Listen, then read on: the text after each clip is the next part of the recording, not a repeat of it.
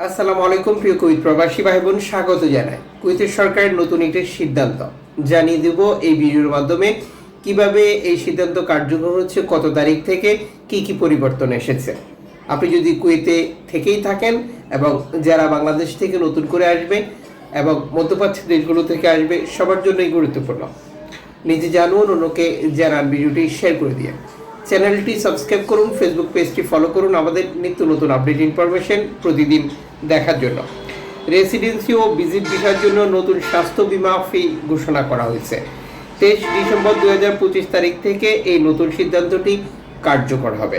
কুয়েতের স্বাস্থ্য মন্ত্রণালয় রেসিডেন্সি ভিসা ও ভিজিট ভিসা প্রাপ্তির ক্ষেত্রে নতুন স্বাস্থ্য বিমা ফি কাঠামো ঘোষণা করা হয়। মন্ত্রণালয় সূত্র থেকে বিষয়টি নিশ্চিত করা হয়েছে।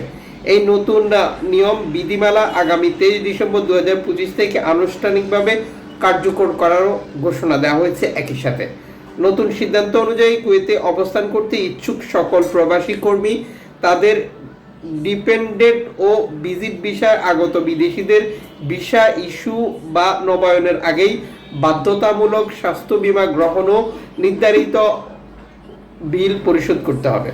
স্বাস্থ্য বীমা সম্পূর্ণ না হলে কোনো ধরনের রেসিডেন্সি বা ভিজিট ভিসার প্রক্রিয়া অনুমোদন দেওয়া হবে না। কি পরিবর্তন আসছে? স্বাস্থ্য মন্ত্রণালয়ের নতুন নির্দেশনায় বলা হয়েছে, রেসিডেন্সি ভিসা যেটা ইকামা গ্রহণ বা নবায়নের ক্ষেত্রে নতুন হারে স্বাস্থ্য বীমা ফি নির্ধারণ করা হয়েছে।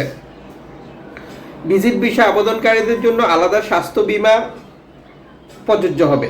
স্বাস্থ্য বীমা ছাড়া ভিসা আবেদন গ্রহণযোগ্য হবে না।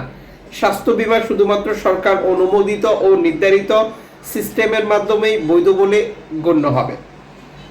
স্বাস্থ্য মন্ত্রণালয়ের কর্মকর্তারা জানিয়েছেন, এই সিদ্ধান্তের মূল উদ্দেশ্য হল কুয়েতে বসবাসকারী প্রবাসী ও ভিজিটরদের প্রাথমিক স্বাস্থ্য সুরক্ষা নিশ্চিত করা, সরকারি হাসপাতাল ও স্বাস্থ্য সেবার উপর অতিরিক্ত চাপ কমানো, জরুরি চিকিৎসা সেবা গ্রহণ, স্বচ্ছতা ও নিয়মতান্ত্রিক ব্যবস্থা জোরদার করা।